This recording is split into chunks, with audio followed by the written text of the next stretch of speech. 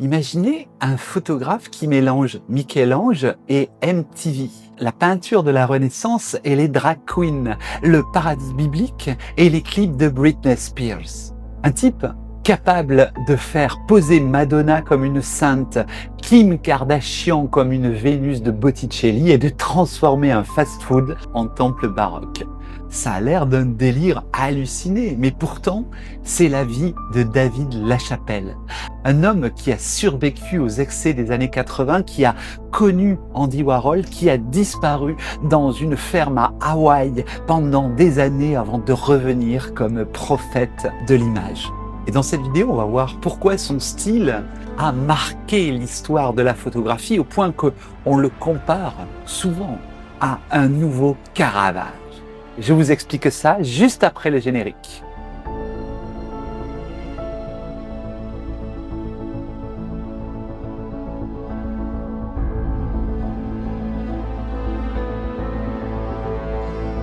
David Lachapelle, c'est l'enfant terrible de la photographie. David Lachapelle est né le 11 mars 1963 à Hartford, dans le Connecticut. C'est un gosse timide, fragile, malmené à l'école, mais avec une arme secrète.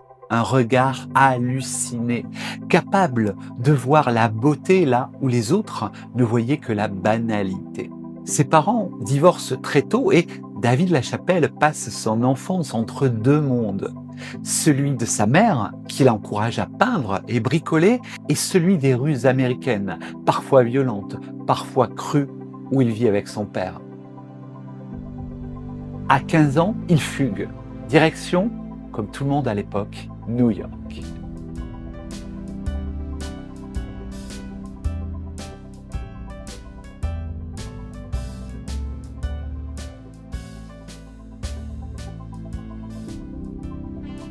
Il faut dire que, pour qui connaît cette ville, c'est une ville bouillonnante. Et à l'époque, on y croise des punks, le disco, le début du graffiti et le sida qui surgit comme une bombe silencieuse. David Lachapelle débarque à New York sans aucun plan de carrière, mais avec une envie, créer des images plus grandes que la vie.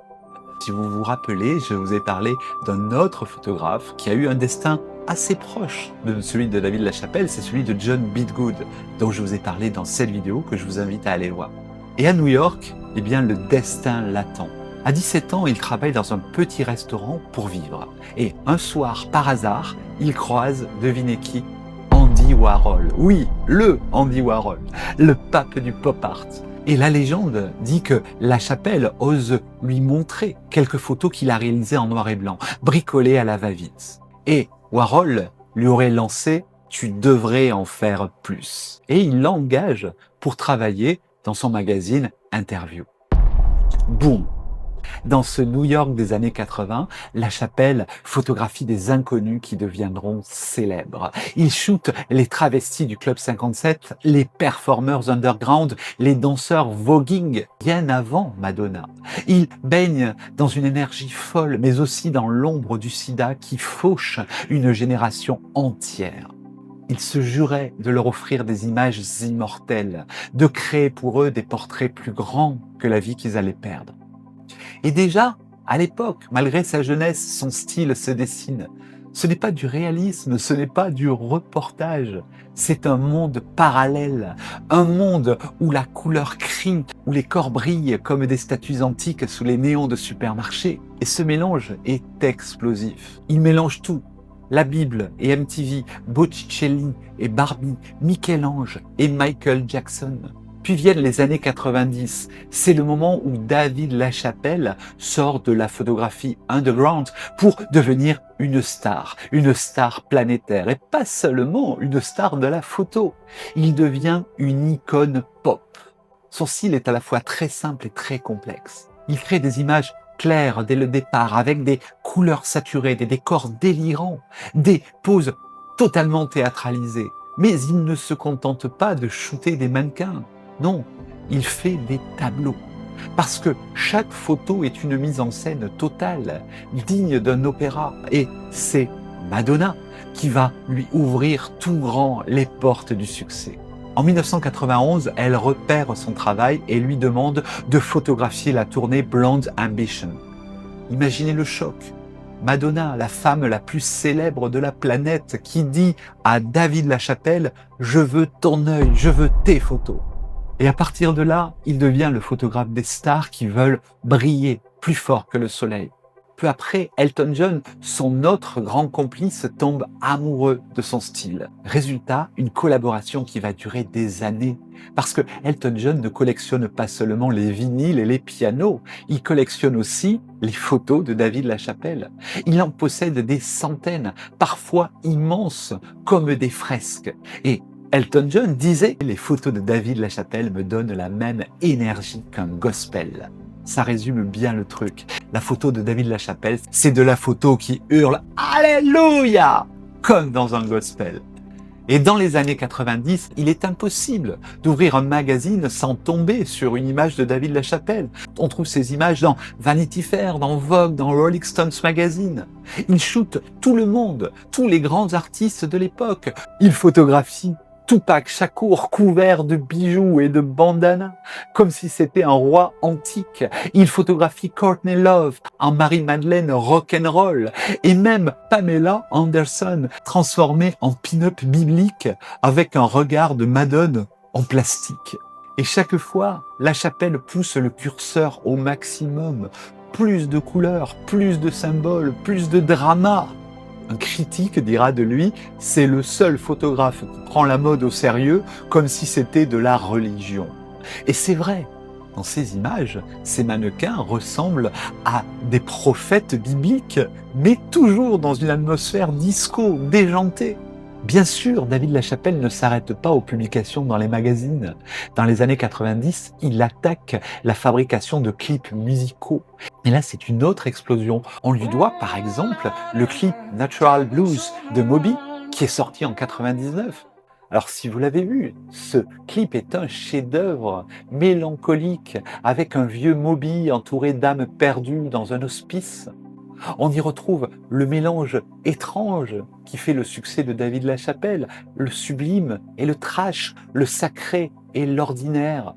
Il en réalisera un autre pour Christina Aguilera, donc c'est Dirty en 2002. Il fabrique des images moites, sulfureuses, qui choquent, mais qui marquent à jamais la culture visuelle de notre époque. Et à ce stade, deux camps s'affrontent. Les uns le vénèrent, parlent de lui comme du Caravage du pop, et les autres le détestent, l'accusent de mauvais goût, l'accusent de faire du kitsch XXL. Et David Lachapelle répond imperturbable. Le kitsch, c'est le nom que les élites donnent à ce que les gens aiment.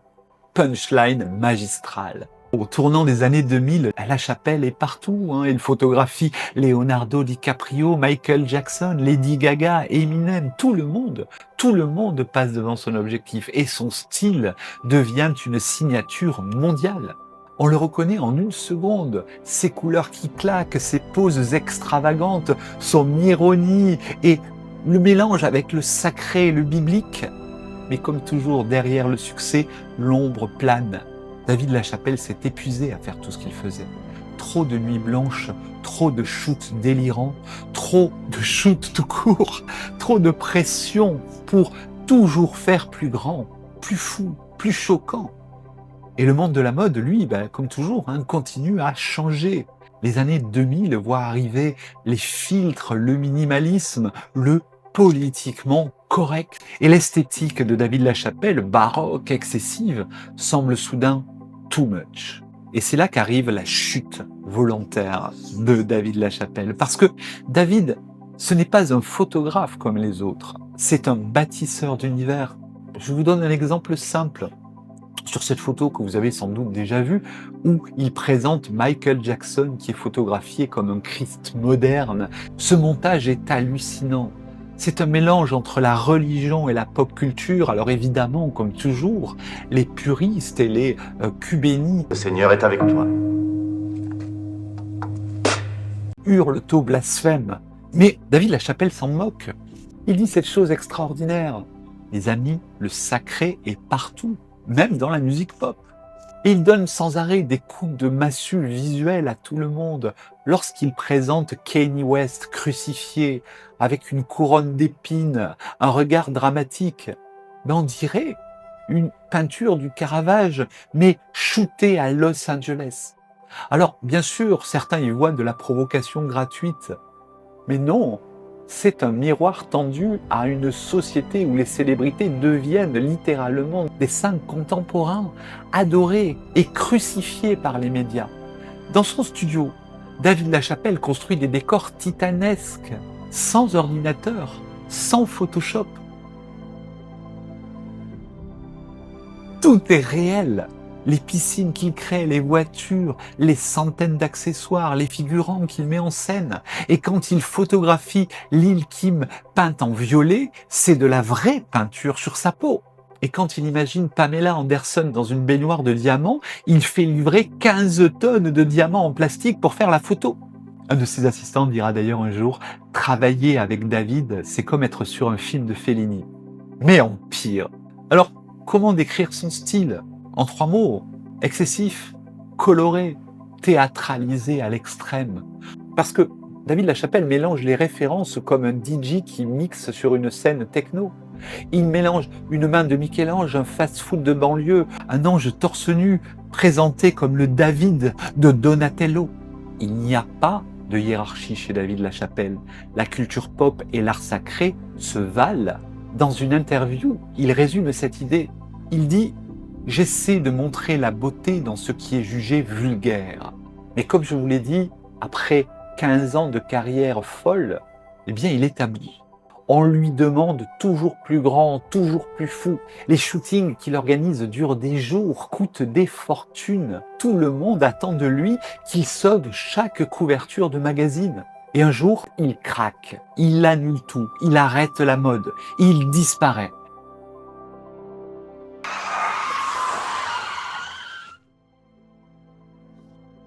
Et il prend la direction d'Hawaï, loin des néons, loin des podiums, loin des strass. Il s'achète une petite ferme, plante des fruits, vit entouré de nature. On raconte qu'il passait à l'époque ses journées pieds nus à réparer des clôtures, à peindre. Et les journalistes pensent qu'évidemment, c'est fini pour lui. Mais, comme tous les grands créateurs, il réfléchit, il pense, et il prépare en silence son retour. Et en 2006, il revient. Plus dans les magazines et plus dans la mode. Cette fois, c'est le monde de l'art qui l'accueille. Il expose dans des galeries extraordinairement prestigieuses, à Londres, à Paris, à Berlin. Ses photos ne sont plus des couvertures de Vogue. Elles deviennent des tableaux contemporains immenses, imprimés dans des formats gigantesques, parfois montés comme des fresques antiques. Son message est clair. Je ne fais plus de mode, je fais de l'art. Et à ce moment-là, David Lachapelle commence à construire des séries photographiques comme des cycles picturaux. Dans Awakened, en 2007, il montre des corps nus flottant sous l'eau, comme des âmes en suspens. Dans Le Déluge, en 2006, eh bien, il s'inspire de Michel-Ange. Il présente un déluge biblique avec des stars et des anonymes perdus dans des décors de supermarchés en ruine. Dans une de ces séries que moi je préfère, Even to Hell, il présente une fresque colorée où le kitsch se mêle à la damnation. Un simple reflet de l'Amérique consumériste dévorée de ses propres démons. Et chaque série qu'il fait est un coup de poing. On y retrouve évidemment son baroque pop, mais avec une profondeur nouvelle. L'écologie, la fin du monde, la remise en question des valeurs. Lachapelle, ce n'est pas qu'un showman, il est aussi un témoin de notre époque. Il parle de la destruction de la nature, du pouvoir de l'argent, de l'obsession que nous avons tous pour les célébrités. Un critique du New York Times dira « Ces photos, ce sont des sermons de prêtres en technicolor ». Et c'est vrai, il fait de la morale avec des couleurs fluo. Et de New York à Paris, ces expositions attirent des foules immenses. En 2008, le musée de la Monnaie de Paris lui consacre une rétrospective monumentale. Et en 2011, une autre rétrospective extraordinaire a lieu au Palazzo Reale. 2000 ans. En 2017, le Grimaldi Forum de Monaco lui dédie une exposition, Life and Death. Et partout où il va, le public se presse On ne vient pas seulement pour des photos de stars, mais pour des visions apocalyptiques, des épopées visuelles. Alors on pourrait se demander comment il a vécu ce retour, parce qu'il est toujours installé à Hawaï et continue sa vie simple. Il continue à alterner sa vie entre son potager, ses photos et ses expositions. Un pied dans la boue, un pied dans les musées. Il a dit récemment « J'ai trouvé l'équilibre, la beauté de la nature et la folie des hommes et de l'art ». Aujourd'hui, David Lachapelle est considéré comme l'un des photographes les plus influents de notre époque. Pourquoi ? Parce qu'il a réussi ce que peu d'artistes ont pu faire, transformer le kitsch en mythe. Et ces photos, qu'on les aime ou qu'on les déteste, marquent notre mémoire à tous. Parce qu'on se souvient d'elles et parce qu'on les reconnaît au premier coup d'œil. C'est la définition même d'un style photographique et c'est la définition même d'un très grand auteur de la photographie. Au début, je vous ai demandé pourquoi David Lachapelle, ce photographe que beaucoup jugent kitsch, bariolé, excessif, est considéré par beaucoup de critiques d'art comme un héritier du Caravage, un des plus grands peintres italiens de la Renaissance. La réponse est à la fois très simple et très complexe, mais on pourrait résumer ça de la manière suivante. Il a compris que la photographie, comme la peinture baroque, n'est pas faite pour être discrète. Elle est faite pour frapper, pour émouvoir, pour hanter les esprits. David Lachapelle, ce n'est pas l'art de l'excès. Là où d'autres prônent la subtilité, lui a choisi la saturation. Là où d'autres se contentent de capturer, d'attraper, de photocopier le monde, lui construit des univers nouveaux. Il est le contraire du minimalisme. Et dans ce monde saturé d'images rapides, son exagération devient la vérité de ce monde. Parce que sous les couleurs fluo, il y a toujours un message. Derrière les diamants en plastique, il y a toujours une parabole. Et derrière le rire, il y a souvent un cri de souffrance. Quand il crucifie Kanye West, il parle du sacrifice des célébrités. Quand il plonge des corps nus dans l'eau, il parle de résurrection et de baptême. Quand il transforme un supermarché en déluge biblique, il parle de la chute de notre civilisation. Il parle de ce que nous sommes en train de vivre en ce moment, les amis. Parce que c'est ça son secret. Utiliser le pop, le kitsch, pour raconter le sacré, l'authentique, la vérité. Alors évidemment, on pourrait parler de plein de choses. On pourrait parler de son look, parce que David Lachapelle ne passe pas inaperçu. Et je crois qu'il a eu tous les looks du monde, entre les cheveux longs, avec de toutes les couleurs, ses chemises psychédéliques, son look de prophète hippie des années 70. Il est physiquement ce qu'il présente dans ses œuvres. Et comme Andy Warhol avant lui, il est un personnage extraordinaire et passionnant, parce qu'il vit son art jusque dans sa silhouette. Un critique a dit de lui, quand on voit David Lachapelle, on voit déjà une photo de David Lachapelle. Et c'est vrai, hein, son look est une extension de son propre univers visuel. Mais pour conclure, il a influencé des générations de photographes, des générations de réalisateurs et de stylistes. On retrouve son empreinte dans les clips de Lady Gaga, dans les shootings de mode qui osent le grotesque, dans la publicité qui joue avec le sacré. Il a ouvert la voie à un imaginaire où tout est possible, où l'art n'a pas peur du mauvais goût, où le sublime et le ridicule peuvent cohabiter dans la même image. Pourquoi David Lachapelle est-il si important ? Eh bien parce qu'il nous rappelle une vérité que beaucoup oublient. La photographie n'est pas seulement là pour montrer la réalité, elle est là pour faire exister nos rêves, nos obsessions, nos peurs, nos désirs les plus fous. En un mot, elle est là pour raconter qui nous sommes. Et si nous voulons le faire avec des excès de toutes les couleurs, des fresques délirantes, des seins en plastique et des madones en latex, nous pouvons le faire.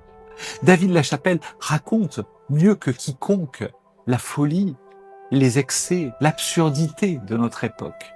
Alors, les amis, la prochaine fois que vous tomberez sur une photo de star entourée de néons, saturée de couleurs complètement kitsch, ne riez pas trop vite et demandez-vous, et si c'était lui ? Notre dernier grand peintre baroque, notre dernier Caravage. Bon voilà, j'espère que cette vidéo vous aura intéressé.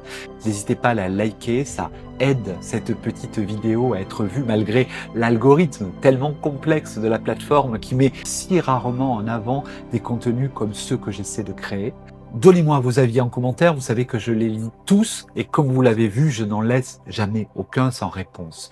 Et s'il vous plaît, enfin, aidez cette petite chaîne à payer sa monteuse en cliquant sur l'onglet rejoindre sous la vidéo. Vous savez que la totalité des bénéfices faits sur cette chaîne va pour payer le salaire de cette jeune fille.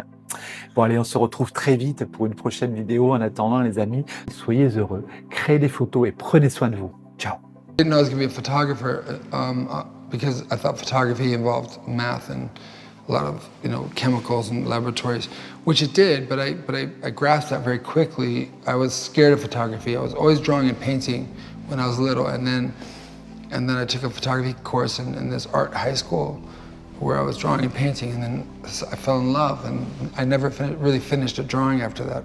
Although I still draw, I sketch out the ideas now. How did your work evolve throughout the years? Photography is very sacred to me. Art's always been sacred to me. And through the years, I just have always done what has been like happening in my world, but also what's in my mind's eye, and always trying to photograph things like the unphotographable, things of metaphysical nature, spiritual nature, ideas of photographing the soul, or what happens to us when we die. Trying to answer these questions through photographs, questions I had in my head. I never thought about style. I always did what I loved, and I was attracted to color and to ideas, telling stories.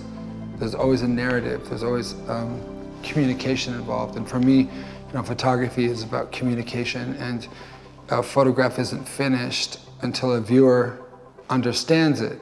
Clarity is super important to me. Not only the clarity of the technique of photography, the images very, very clear, almost three-dimensional. But I've worked 30 years to perfect this technique, and 30 years to really become very clear in communicating to people. So I want people to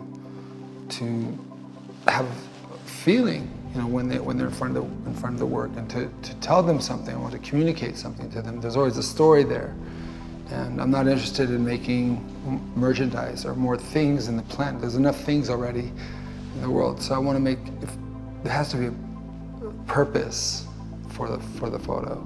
And then for me, the number one thing is communicating something that can uplift or touch someone the way music does. That's always been my goal.